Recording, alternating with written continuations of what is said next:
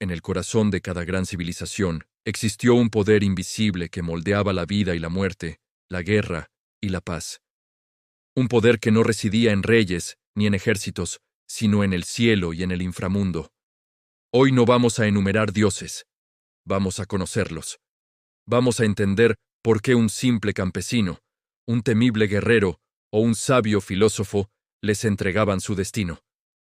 Imagina por un momento que el sol que te calienta el rostro no es una estrella, sino un dios furioso en su carro de fuego, o que la tormenta que azota tu cosecha es la ira de una deidad ofendida.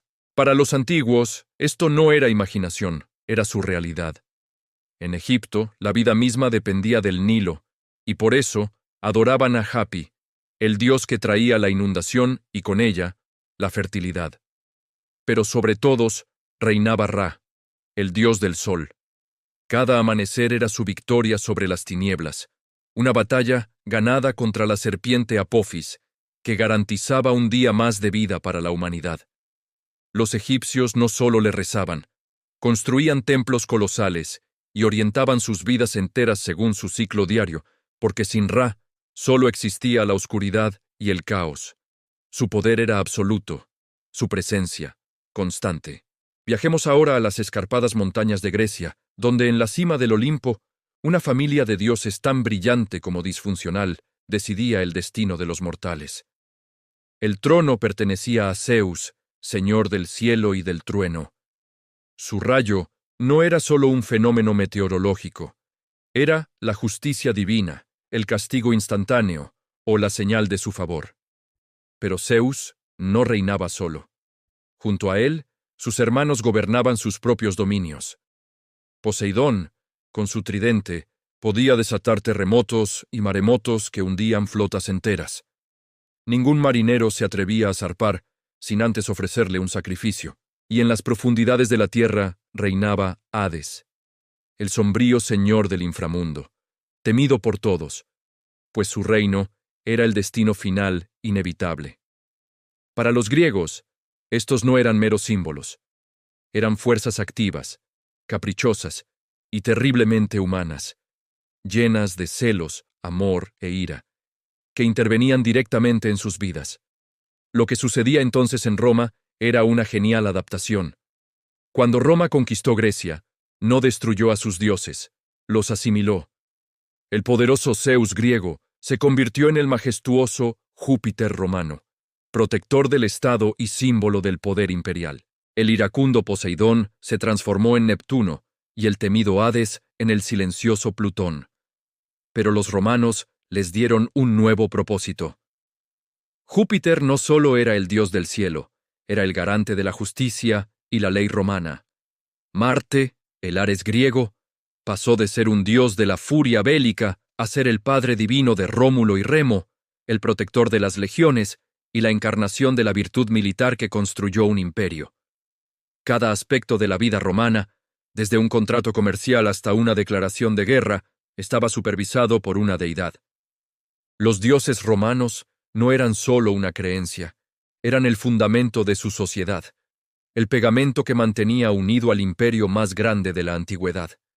Pero no todos los dioses eran masculinos, ni estaban asociados a la guerra y al poder. Nunca imaginarías el inmenso poder que ostentaban las diosas. En Egipto, Isis era mucho más que la esposa de Osiris. Era la madre universal, la maga, la que conocía los secretos de la vida y la muerte. Su culto se extendió por todo el Mediterráneo, ofreciendo consuelo y la promesa de una vida después de la muerte a miles de personas.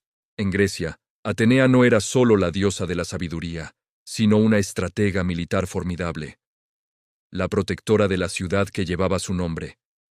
Y Hera, la esposa de Zeus, aunque a menudo celosa, era la guardiana sagrada del matrimonio y la familia.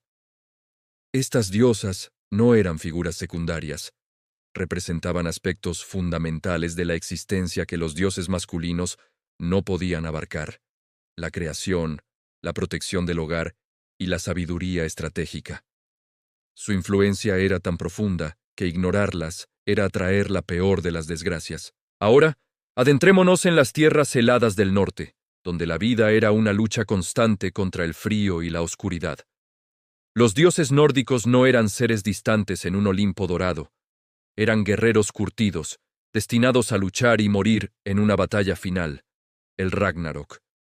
Odín, el padre de todos, no era un rey sentado en un trono.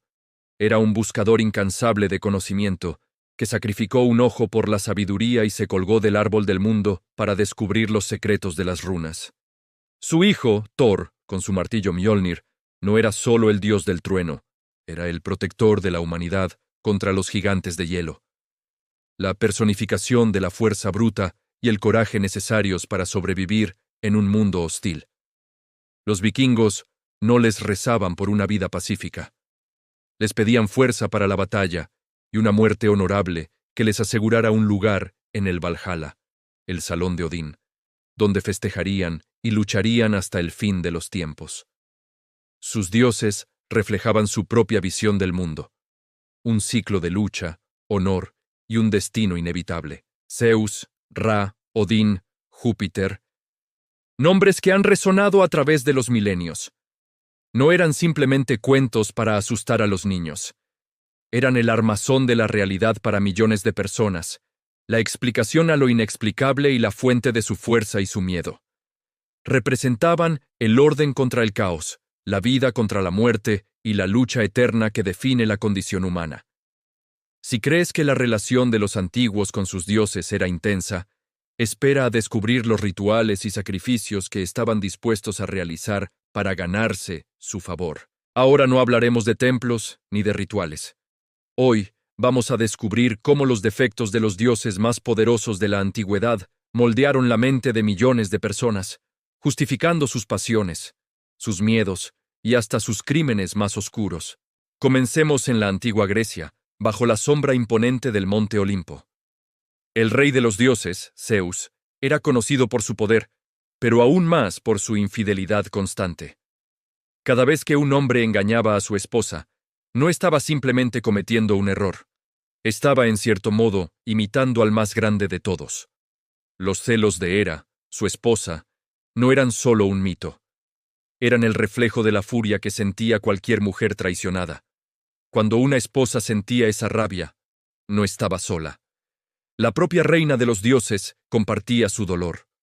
Así, las emociones humanas más complejas, como el amor, la traición y la venganza, no eran vistas como simples debilidades, sino como ecos de un drama divino que se repetía eternamente. Nunca imaginarías hasta qué punto esto afectaba la justicia. Si un hombre poderoso cometía un acto terrible impulsado por la lujuria o la ira, ¿era totalmente culpable? ¿O era simplemente una marioneta en manos de un dios caprichoso como Ares, el dios de la guerra cuya sed de sangre era insaciable? La gente común veía en sus propias peleas y conflictos el reflejo de las disputas divinas. La violencia no era solo un acto humano, sino una manifestación de la naturaleza caótica de los propios dioses. Esto no siempre absolvía al culpable, pero sí ofrecía una explicación, un marco para entender por qué existía el mal en el mundo. La crueldad y la ambición no eran fallos del sistema, sino parte inherente del cosmos. Ahora viajemos a las heladas tierras del norte, donde los dioses nórdicos eran aún más terrenales. Odín, el padre de todo, era sabio, sí, pero también un maestro del engaño, dispuesto a sacrificar cualquier cosa y a cualquiera por obtener más conocimiento y poder. Cuando un rey vikingo usaba la astucia y la traición para conquistar a un rival, no estaba siendo deshonorable, estaba siguiendo el ejemplo de su dios principal. La mentira, en este contexto, se convertía en una herramienta legítima para los poderosos.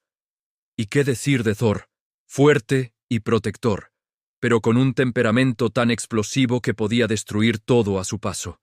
Cada vez que un hombre perdía el control en una taberna, arrastrado por la ira, estaba mostrando ese mismo fuego que caracterizaba al dios del trueno.